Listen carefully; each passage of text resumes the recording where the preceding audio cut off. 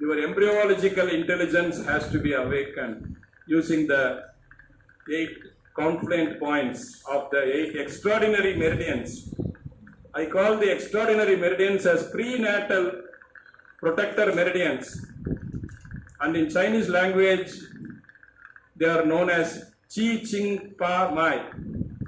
Qi, you understand, that is life force or the survival instinct. Here Qi can be translated as survival instinct, not just life force. Qing means essence. They create the essence for life. Essence is something precious, like one teardrop which is precious than the whole volume of blood in your body. Each and every teardrop has a sense, has a poetry, has a meaning. You have to preserve them. So they are concentrated fluid. Actually, mother's milk is concentrated fluid. If a mother's blood boils, if there is more temperature in a mother's blood, she won't be able to lactate. To cool down the blood, what point do we use as a lactation point? Si3, hook C. Now do you understand that Si3 also controls sweating, particularly night sweating. So it cools down the heart. By cooling down the heart of the mother, by cooling down the blood of that mother, the pregnant woman, soon after her delivery, you can make her to produce more milk in the breast. Because when milk is needed, the blood is supposed to be cool. When the blood boils, there will be only rashes and sweat, there won't be milk. So the same blood can produce some other body fluid or some other pathogenic reactions, allergic reactions, but not milk. So you understand the effect of each and every point. Based on these things, I have formulated 105 questions.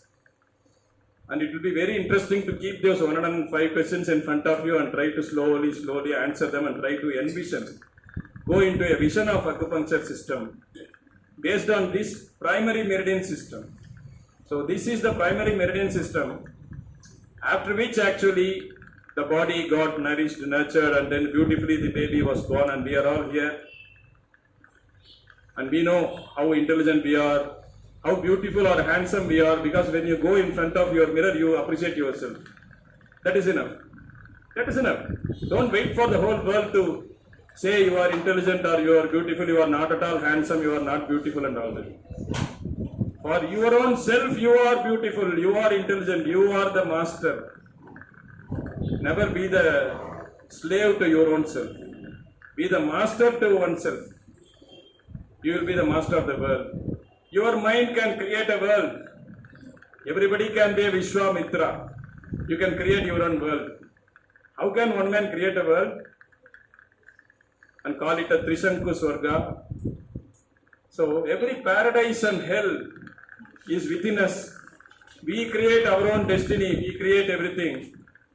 And whatever scientific or artificially we create makes us slaves. We become the slaves of our own creation. So that is a bad creation. But create with your mind. Don't create with your own ideas. Create a calculator, create a mobile phone, create an Android. And one day this Android will go off and some other technology will come in. You had to carry laptops long back. Now palm top is enough. You can order from Swiggy, you can order Uber.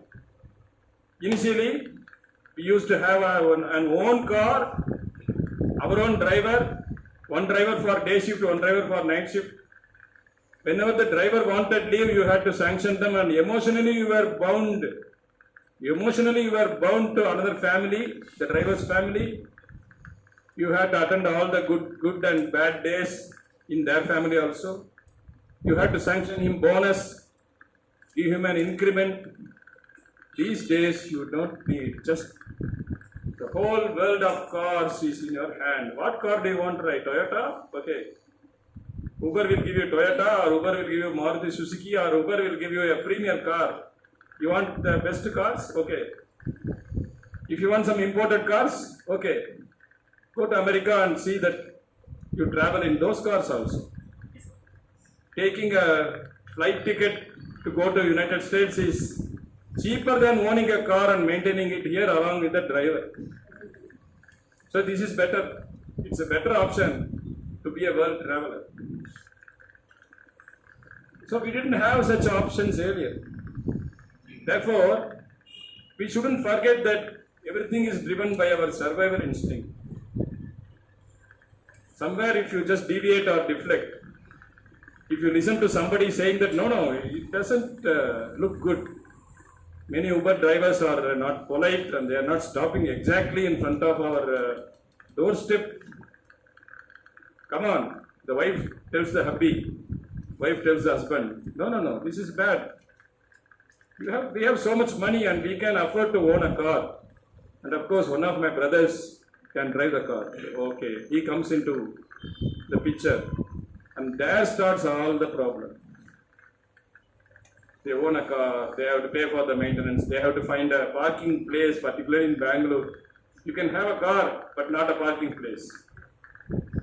Which shows that space is much more important than anything. Space and time cannot be conquered by you and me or anybody.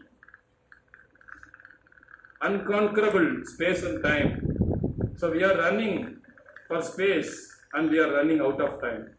That cannot be life at all. Life will not be happy to do so. Therefore, during the morphogenesis and the growth of the fetus, the points had moved distally. They had gone to the periphery. And how we are going to combine them and in what conditions, what points can be used, we will have to discuss and we will have to find out. You can very much understand that 4 of these points are yang and 4 of these points are yin. Therefore, they sit in the yang meridians and these 4 sit in the yin meridians because they are yin.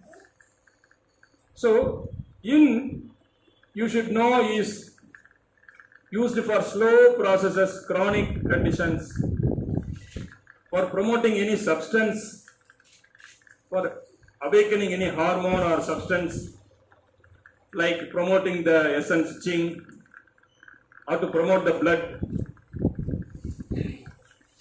and so on and so forth, to take care of the fetus which is actually having a shape. So whatever has shape is yin. Whatever doesn't have shape but you can only feel the force or the touch of it is yang. Sunlight is yang and cool water is yin. Why not hot water? Hot water is also yin. When you compare hot water and cold water is yin to hot water and hot water is yang to cold water. So it is in a comparative sense that you try to use yin and yang in all walks of life. And when you understand yin and yang thoroughly, you can make an embroidery and then put it on your pocket also. Before understanding that, never use it. Because many people have been using the symbol upside down. The yang is the head actually, and the black dot, the yin within yang, reflect our eyes, face and lips, which actually add beauty to the head. If you just cover the head, we cannot identify. You don't have unique identity, all will look similar. Except the coloring of your clothing, I won't be able to say who is who. So the face, particularly the eyes, they reflect the beauty, they see the unreal world. What do they see? The eyes see the unreal world. What sees the real world? Reality is seen only by the heart. It is only through the heart that we see reality. Eyes actually do not show the reality. They cheat you. They deceive you, showing the transient beauty that perishes and everything that disappears. So, that is yin within yang, the eyes and your facial features. Yang is head completely, which is blank. Yang is complete blank head when a person is sleeping or in a comatose condition. What happened? Is blood being pumped there? Is there blood inside the head? In a coma state or when a person sleeps? How many of you say no? If the blood doesn't go to the head, that is brain death, right? Then comes a comatose state. Even in a comatose state, you can awaken a person. Then what happens? Is it completely blood pumping that stops to the head, or is it the chi that doesn't go to the head? Chi. To be more expressive, let me tell you that wind inside the head will recede and carry along with it, recede and carry and condense along with it inside the liver. It will sit inside the liver. If the blood is withdrawn into the liver, that is, if the wind doesn't blow, if the wind doesn't agitate the blood to disperse into the head, but calms down, but when the wind calms down, the blood is pulled downward. It is below the neck. It cannot go below the heart completely. Since I said it goes into the liver, you can't say it doesn't nourish the lungs. It fills the lungs and the heart more than the head. So a person closes the eyelids and then he starts sleeping. He is unable to keep his head up. He wants to lie down. So that is a sleep state that can be better explained. So if you allow the wind to actually come up, if you start thinking something, if you want the meaning of a word, if you suddenly want to find out who was the hero and heroine in a such and such movie, and you had even forgotten the name of that movie, if you keep thinking this, you will sleep after 1 hour. And if you have such questions, some 10 to 20 such questions, you will sleep only after 1 o'clock. And if there are so much of worry causing you, making you mad, and you want to awaken your survival instinct, and you keep on thinking and planning how to tackle that situation, you won't sleep the whole night. The whole night you won't be sleeping. Because all these thoughts, all these situations causing you to tackle it because of survival instinct will increase the wind into the head. There will be more blowing into the head. So that wind is something which is essential for learning, for singing, for talking, for innovating. Wind has to come to the head, but properly it should be clarified, and there is a flow called laminar flow. Laminar or laminated, you know, laminated. You are preserving. So laminar flow is something smooth. The opposite of laminar flow is turbulent flow. When the flow is turbulent, when the wind is turbulent, you won't be able to sleep.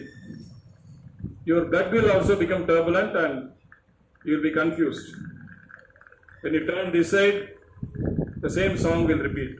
You turn to the other side also, the same song will be repeating. You won't be able to sleep. So sleeping is a pattern where the wind has to calm down and settle down into the liver, into the source. Where did it come from? From the mitochondria. Where are the mitochondria?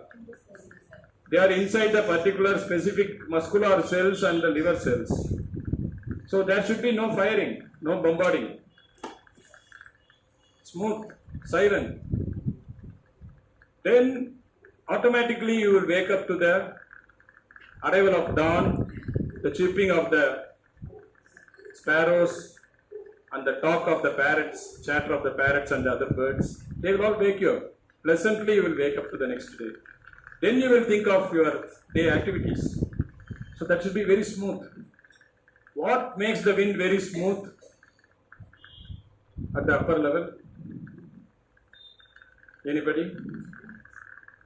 And that has been named properly or inappropriately as pericardium. The name of that meridian is not pericardium, it is upper Juin meridian.